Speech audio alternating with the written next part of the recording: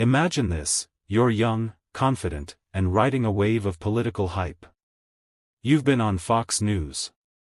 You've done radio spots. Social media loves you, or at least, your side does. That was Karoline Leavitt. A Gen Z conservative rising through the ranks faster than anyone expected. By the time she walked onto the set of The National View, Karoline wasn't just another guest, she was the headline. She had the credentials to back it up. Former press aide to Donald Trump at just 23. Spokeswoman for major Republican figures. A self-proclaimed fighter against the so-called liberal media machine. And she wasn't shy about it either. Karoline knew how to go viral. She knew exactly which sound bites got clipped and shared. This was her game. So when her team booked an interview with veteran journalist Mark Halperin, it seemed like a smart move. The National View wasn't exactly MSNBC. It was seen as a somewhat balanced political show. Respected, but not a hostile territory for conservatives. The plan was simple: talk about her campaign, slam Biden, praise Trump, and leave with another viral clip for social media. Easy money, right? Wrong. Behind the scenes, Halperin's team had been doing homework. Not the kind of homework you expect from cable interviews where guests just rattle off talking points. Real homework. DMs, old emails. Staff notes. Halperin had spent weeks talking to former colleagues of Karoline's from her days in the Trump White House. And what did they find? Something even Karoline's PR team wasn't ready for. See, everyone knew she was part of the Trump communications team. What most people didn't know was that Karoline had been part of the group drafting the early press statements about January 6. Not the official ones that came days later after the dust settled, the first ones.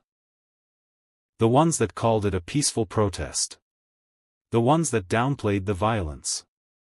The ones that said things like, most people there were patriots exercising their rights. And her name was on them. That's the problem with Washington: emails don't stay secret forever. Especially not when former staffers are feeling betrayed or left behind. Someone leaked the drafts. And Halperin? He brought them to the studio. Now here's the thing about Karoline: she's sharp. Trained. Polished.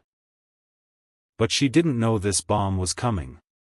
To her, this was supposed to be a friendly stop on the media tour, not a trap. She walked into that studio smiling, confident, ready to deliver her go-to lines. The opening of the interview was exactly what you'd expect: the radical left is destroying this country, Joe Biden's weakness on the world stage, Americans are tired of media lies, standard conservative playbook stuff. Halperin nodded along, giving her rope. Until he didn't. 15 minutes in, Halperin leaned forward. His tone changed. He wasn't smiling anymore. Karoline, before we continue, I want to ask you about your role in shaping the messaging after January 6. The mood shifted. You could almost hear producers in the control room holding their breath. Karoline froze for half a second, just long enough for anyone paying attention to notice. And that's when people watching at home sat up straight. They felt it too. Something wasn't right. That's how it all started. What began as a regular, low-stakes media appearance was about to turn into the clip of the week. Karoline didn't know it yet, but she was about to go viral, for all the wrong reasons. And this? This was only the beginning. So here's the thing: most political interviews are just theater. The guest gives rehearsed answers. The host nods, challenges a few points, maybe gets a spicy soundbite for the promo, and everyone goes home happy. But this interview was about to break that script into pieces. 15 minutes in, Karoline was still in full performance mode. She was tossing out the greatest hits: inflation's out of control, Biden's weak, Trump 2024 is the only way forward. Her delivery was on point, crisp, confident. Then Mark Halperin leaned forward, like a poker player holding a royal flush. His voice got lower. Karoline, before we move on, I want to bring up something specific. During your time in the Trump administration, you worked in communications. That's correct, right? Karoline nodded, smiling. Of course. I was proud to serve under President Trump. Then Halperin dropped it. Can you explain these internal drafts you were CC'd on regarding the January 6th response? Specifically, the ones referring to it as a peaceful protest before the violence was widely reported? Boom. You could hear a pin drop. Not just in the studio, but probably across living rooms all over the country where people were watching. TikTokers were already clipping that moment with eyes, eyes, eyes in the captions. Karoline's whole vibe changed in 2 seconds. Gone was the comfortable smirk. Gone was the cocky posture. Suddenly, she was blinking like someone caught speeding by a cop while already on probation. She shifted slightly in her chair, doing that half-laugh politicians do when they're cornered. I'm sorry. I'm not going to respond to conspiracy theories. That's beneath this program. But Halperin was just getting started. He didn't raise his voice. He didn't get dramatic. That made it worse. Calm confidence when you're holding facts is deadly. It's not conspiracy, Karoline. These are verified drafts. Here's your name, here's the timestamp. And here's the version that went to the press. He slid a folder across the table. And there it was, Karoline's name, clear as day. Early drafts of the Trump team's public statements, written before anyone outside the Capitol knew the full scale of the violence. Statements framing it all as patriotic dissent. Karoline tried deflection again. I was a junior staffer. I had no role in what was ultimately said by the president. But Halperin wasn't buying it. You were part of the team shaping the initial response. Americans deserve to know how those narratives were crafted while the Capitol was literally under siege. At that point, it wasn't just political junkies watching, everyone was paying attention. It was the type of live TV you couldn't look away from. You didn't even need to know who Karoline Leavitt was to understand, this was someone caught red-handed. Clips started going viral in real time. TikTok overlays with sirens. Memes forming before the segment even ended. People stitching their reactions next to the footage like, OMG, is this for real? Karoline's body language told the whole story. She sat straighter, then slouched. She fiddled with the microphone wire on her lapel. Her eyes darted to the side of the set, probably searching for a producer or PR rep to save her. Spoiler, no one was coming. This wasn't cable news. This was the internet era. And this wasn't just an uncomfortable moment, it was a career moment. People weren't going to remember the policy points she made earlier. They were going to remember this, the second her confidence cracked on live TV. And the worst part? It wasn't over yet. If Karoline thought she could deflect and pivot her way out of this mess, she was dead wrong. The second Halperin slid that folder across the table, the energy in the room flipped like a switch. She was no longer the rising star conservative candidate giving talking points on TV, she was now the story herself. And that is the worst position to be in during a live interview.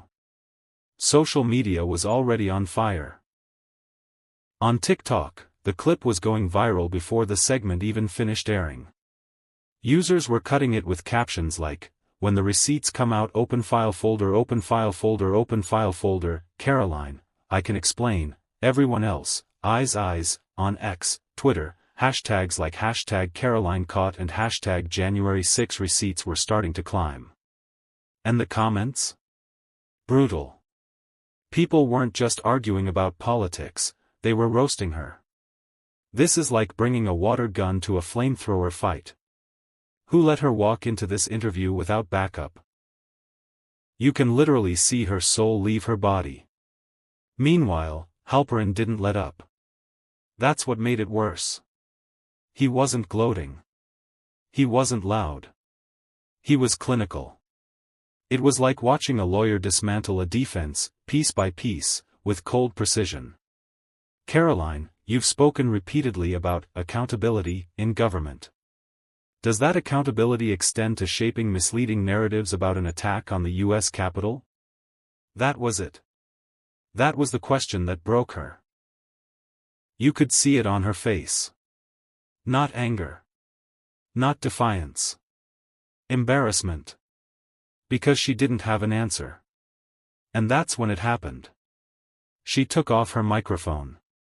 Now, if you've ever watched cable interviews, you know that when a guest starts fiddling with their mic, it's basically DEFCON 1. That's the universal signal for, I'm out. Karoline didn't even wait for a commercial break. She stood up. This is ridiculous. I'm not going to sit here and be slandered with fake narratives. Halperin, cool as ice, these are your emails. The camera caught everything. Her standing, adjusting her skirt, shaking her head, muttering under her breath. The crew didn't even cut to commercial, they just let it roll.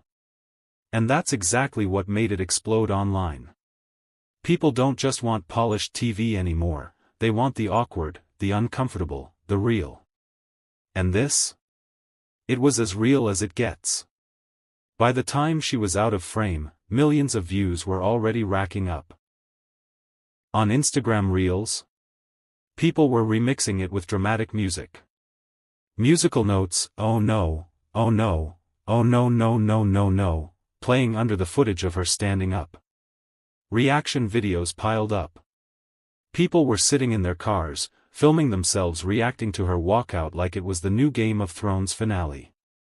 One viral comment said it perfectly, she thought this was going to be a softball interview, but Halperin came with the MLB fastballs.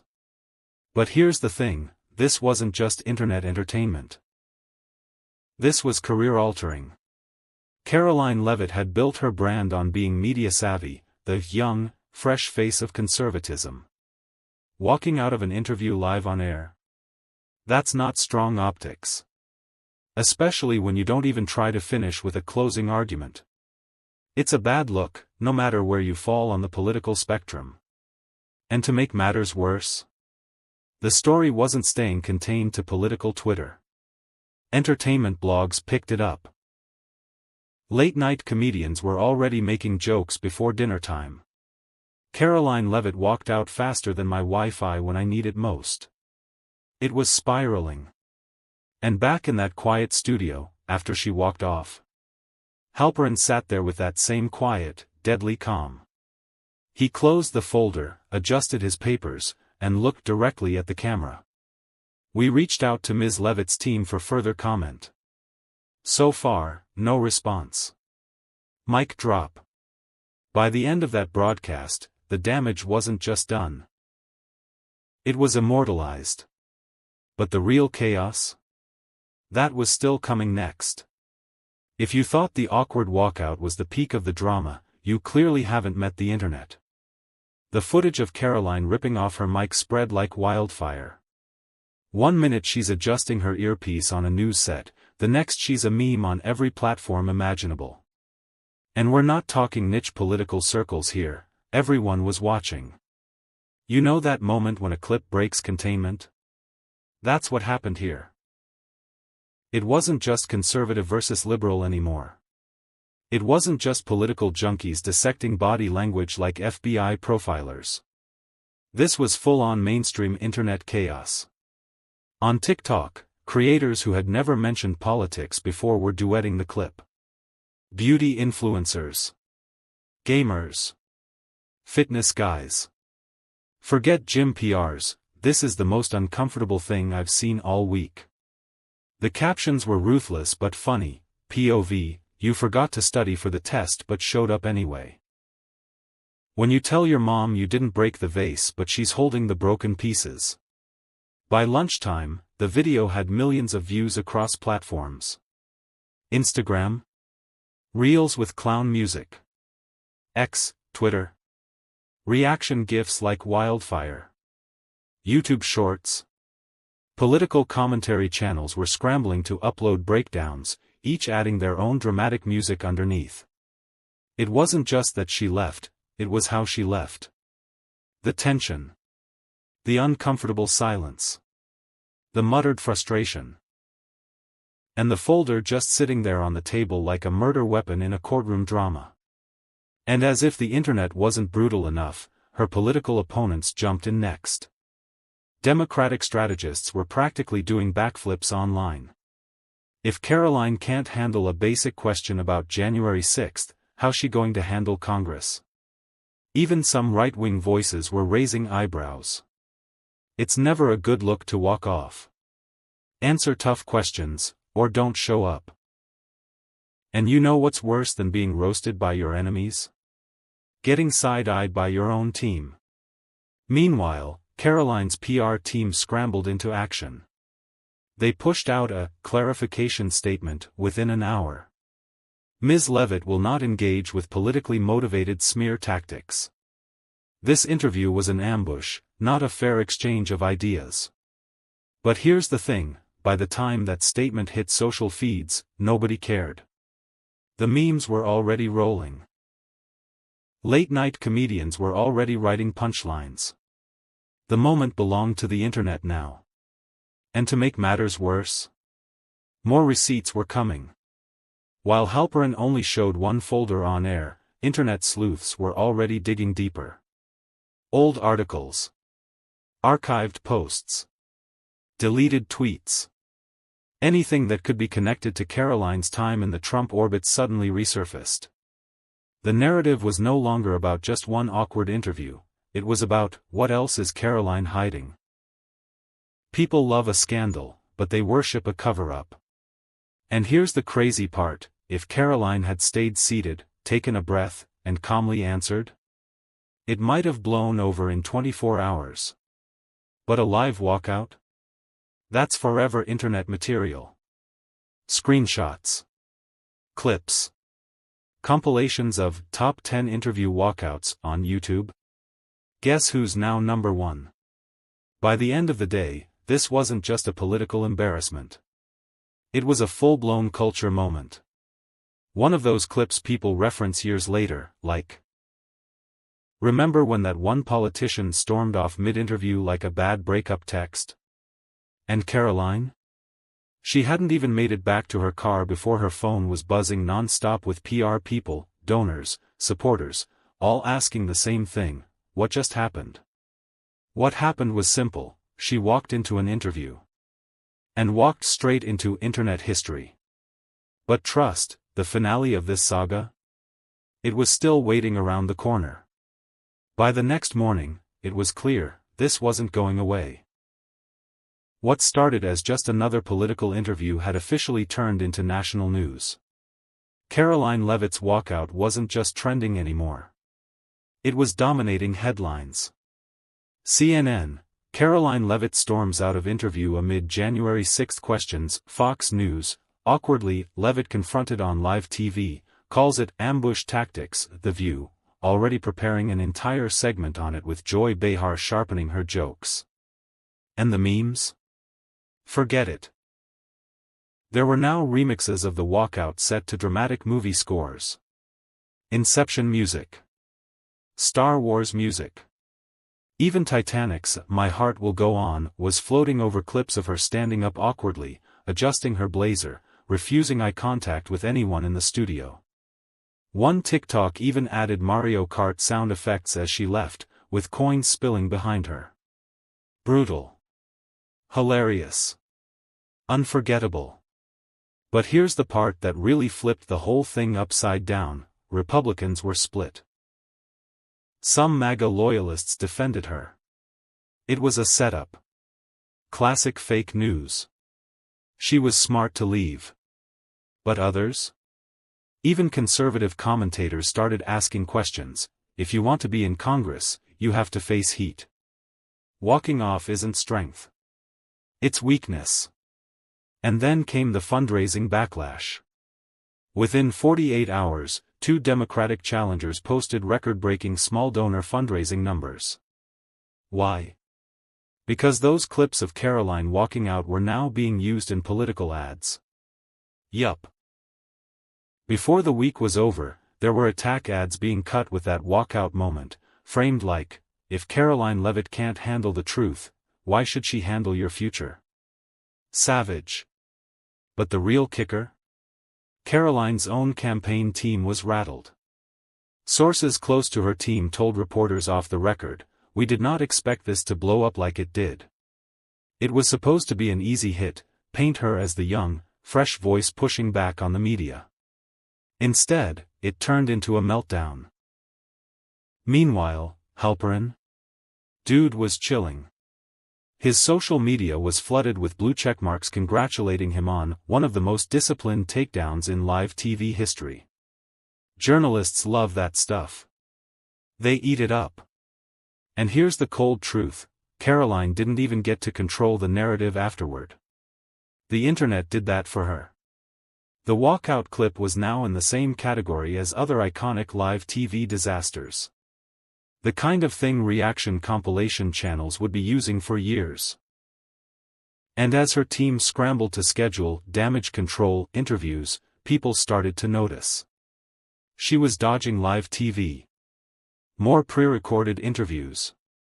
More social media posts with comments turned off. Not a good look. One brutal comment summed it up: Karoline's campaign is now like her interview, walking off before it finishes. And you know what? It's not about whether you're Republican, Democrat, or somewhere in between. It's about handling pressure. And when the heat came, Karoline didn't lean into the moment, she left the kitchen. By the end of the week, Karoline wasn't trending because of her policies. She was trending because of one moment of panic, caught on camera, replayed endlessly. And here's the lesson every future candidate just learned the hard way: it's not about the TV interview. It's about what happens next. When millions of people with editing software, meme skills, and free time turn your worst moment into internet legend. For Karoline, that lesson came the hard way. And the internet? It never forgets. So, what do you think? Was Karoline exposed, or was this just media playing dirty? Drop your take in the comments. I'm reading everything. And if you love these breakdowns of political chaos, hit that subscribe button and turn on notifications. We've got way more coming.